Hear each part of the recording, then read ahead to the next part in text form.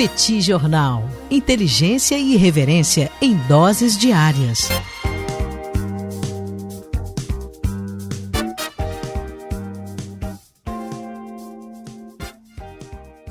Olá, gente. Bem-vindos, bem-vindas ao Petit Jornal. Esse é o Petit Invest, número 92. Estamos gravando numa live no YouTube do Petit Jornal. São exatamente 9 horas e 28 minutos da sexta-feira, 14 de novembro de 2025. Cá está a dupla de costume, a dupla que você conhece de cor.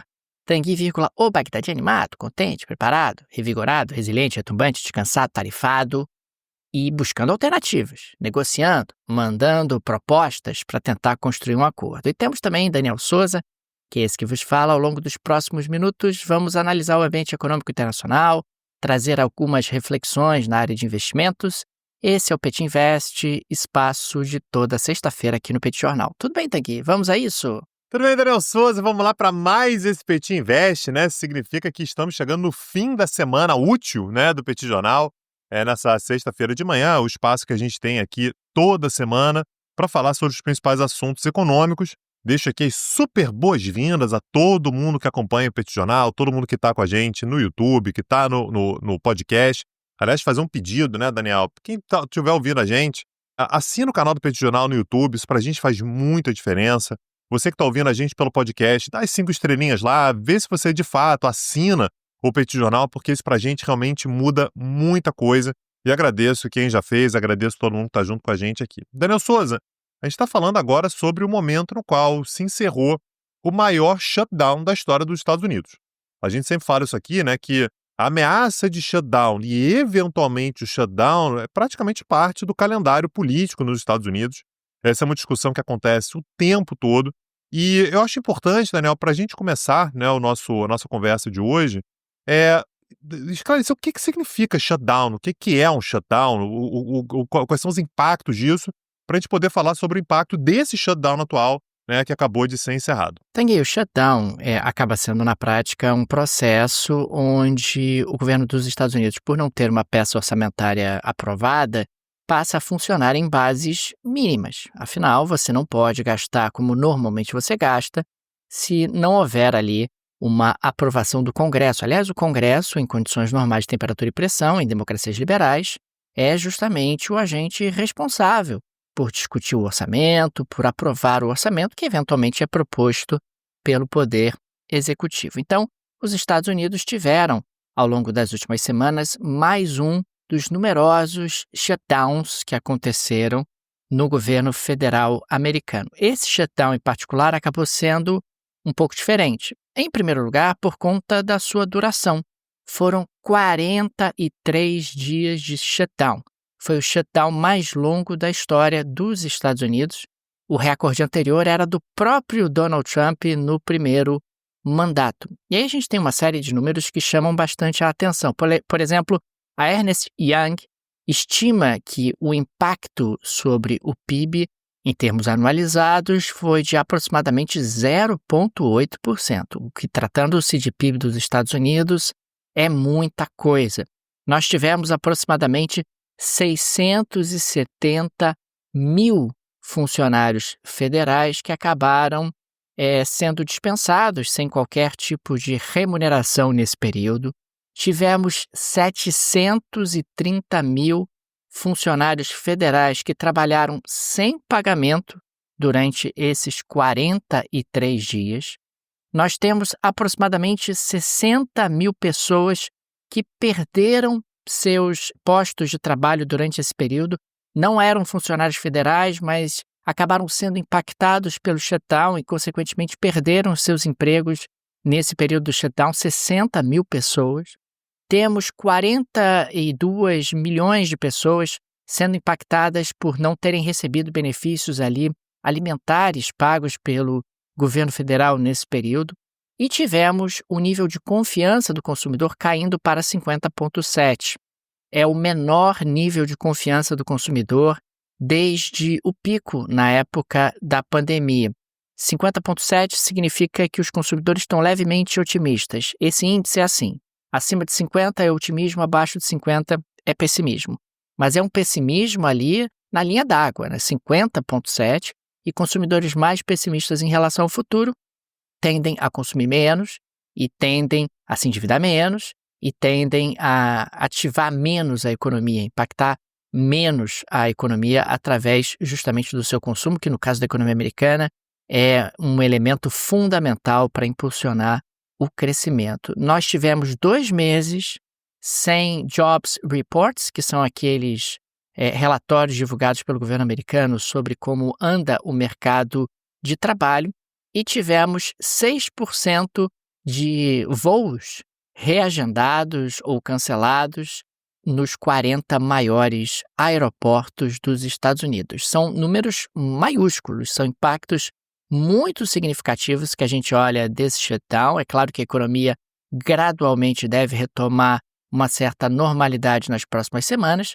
mas é assustador pensar que o próximo shutdown, Tanguy, já tem data, 30 de janeiro de 2026.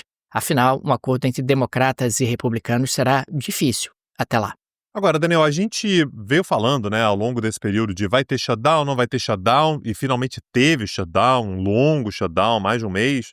E a gente vinha falando aqui que Donald Trump não estava exatamente incomodado de ter um shutdown. Afinal de contas, a agenda dele sempre foi essa, de diminuir o Estado, e me pareceu bastante oportunista, inclusive, que no momento em que teve o shutdown, no que ele disse, fosse, puxa vida, vou ter que demitir milhares e milhares de funcionários públicos, é uma coisa que ele sempre quis fazer, e a justiça bloqueou, né, em alguns casos. Você vê alguma coisa que tenha ficado de forma perene, assim, na economia dos Estados Unidos por conta desse shutdown? Teve algum corte que a gente possa olhar daqui para frente e falar assim, o Trump conseguiu avançar com essa diminuição do gasto público nos Estados Unidos? Não, Tanguy, ele não conseguiu justamente por conta do breque judicial. A justiça acabou atuando de forma muito firme e bloqueando os principais movimentos que o Donald Trump tentou fazer de cortes nesse período. Aliás, o acordo que foi construído pelos democratas, em grande medida, também funcionou como vacina para isso. Muita gente dentro do Partido Democrata foi crítica ao acordo, dizendo, não, veja bem, a gente deveria ter esticado a corda por mais tempo, provocado mais desgaste do governo Trump, mas quando você olha o acordo em si, você observa que o grupo democrata que acabou caminhando na direção do acordo também tem um argumento forte, dizendo, olha, a gente conseguiu reverter uma série de situações que o Trump queria levar adiante, não conseguiu no que diz respeito a cortes, e conseguiu arrancar uma promessa de que a questão do Obamacare vai ser votada em dezembro.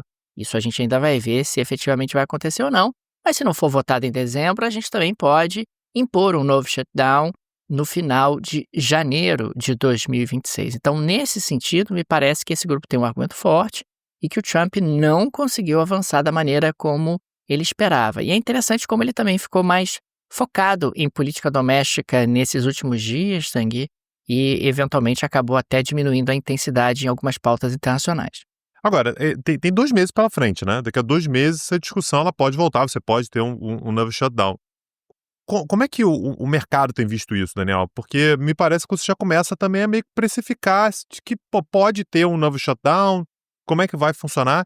E outra pergunta que eu quero te fazer, paralela a essa, é o mercado ele vê com bons olhos um ajuste fiscal meio forçado dessa forma, porque quando você tem o shutdown, de fato, você represa determinados gastos governamentais e que o mercado muitas vezes pode ver como um ajuste, ou o mercado entende que a queda no PIB ela acaba não valendo a pena. Como é que isso funciona na cabeça do mercado? A leitura majoritária tem sido que a queda no PIB não justifica, né? O impacto do shutdown acaba sendo mais negativo do que positivo, inclusive a própria perspectiva de que o shutdown ia acabar gerou um impacto positivo nas bolsas americanas e, por tabela, também em alguns mercados ao redor do mundo nessa semana. Você teve ali uma valorização porque, olha, o shutdown vai acabar, que bom, isso é uma ótima notícia. É claro que o mercado gostaria que o governo americano tivesse contas ajustadas, mas não tendo contas ajustadas, eu vou colocar no preço, eu vou colocar no valor que eu vou cobrar do governo americano para financiar a dívida do governo, né? E é interessante, então, observar que esse ajuste do shutdown não é visto como um ajuste sustentável, digamos assim, não é visto como um ajuste estruturante. Ele acaba sendo algo muito pontual, que tem um impacto limitado no resultado das contas públicas e que acaba sendo mais danoso para o crescimento do PIB do que efetivamente efetivo para tentar, de alguma forma, reequilibrar as contas do governo americano. Então, a leitura é mais negativa do que positiva da ocorrência de um shutdown. Então já tem preocupação agora sobre o que pode acontecer em janeiro, imagino. Sim, sem dúvida. Em janeiro existe o temor de que o shutdown reapareça, né? Se acaba sendo um fantasma, e aí a economia americana fica tendo esses soluços que impactam o crescimento, né? Esse dado da Ernst Young, 0,8% anualizado, né, de impacto sobre o PIB, poxa, é muita coisa, quer dizer, não é algo a ser desprezado, e o ajuste fiscal que o Trump eventualmente faria nesse shutdown, que nem conseguiu fazer direito, não justifica o impacto tão desastroso sobre o crescimento econômico. E isso, óbvio, né, como você está dizendo, mexe com o crescimento dos Estados Unidos, mexe com os prognósticos, né, pode voltar, e mexe também, obviamente, com investimentos. E a gente sabe, Daniel, que o brasileiro, né, isso é uma tradição aqui no Brasil, o investidor brasileiro, quando ele pensa em internacionalizar os seus investimentos, ele pensa principalmente nos Estados Unidos e tem oportunidades para além disso. E aí, Daniel, você tem que contar com quem entende do riscado. É por isso que a gente indica aqui a Rio Claro Investimentos, né, que é uma gestora que te oferece tudo o que você precisa para conseguir fazer bons investimentos e conseguir garantir que lá na frente, Daniel, você consiga garantir aquela estabilidade para os seus investimentos, aquela estabilidade para a sua vida futura. Então, aquele dinheiro que você já tem guardado, você quer fazer uma boa administração, você quer garantir que isso esteja sendo bem cuidado, procura a Rio Claro Investimentos. Aliás, não apenas para você, mas para pai, mãe, às vezes é uma preocupação. A Rio Claro é a melhor opção que você pode encontrar por aí. Aliás, Tang, uma das grandes vantagens da Rio Claro é que não tem conflitos de interesse. Na prática, a Rio Claro não vai ficar tentando empurrar produtos para você, ela não é remunerada dessa forma. Muitas gestoras acabam tendo esse tipo de comportamento que não é bacana. O interesse da Rio Claro e todo o sistema de incentivos dela está construído justamente para que você seja bem-sucedido, para que o seu patrimônio seja valorizado, que ele cresça e que no longo prazo você consiga cumprir aí todas as suas metas financeiras e também desenvolver todos os seus projetos e sonhos. Então fica aqui a recomendação, a gente recomenda demais o trabalho da Rio Claro Investimentos. Link no descritivo desse episódio, clica, fala com eles, conversa, tenho certeza que você vai gostar demais do trabalho da Rio Claro. Segunda-feira estamos de volta, Daniel Souza, com mais um bate-papo. Nos vemos, um abraço, até lá. Valeu! Tchau, tchau. Petit Jornal. Inteligência e irreverência em doses diárias. Acesse www.petitjornal.com.br.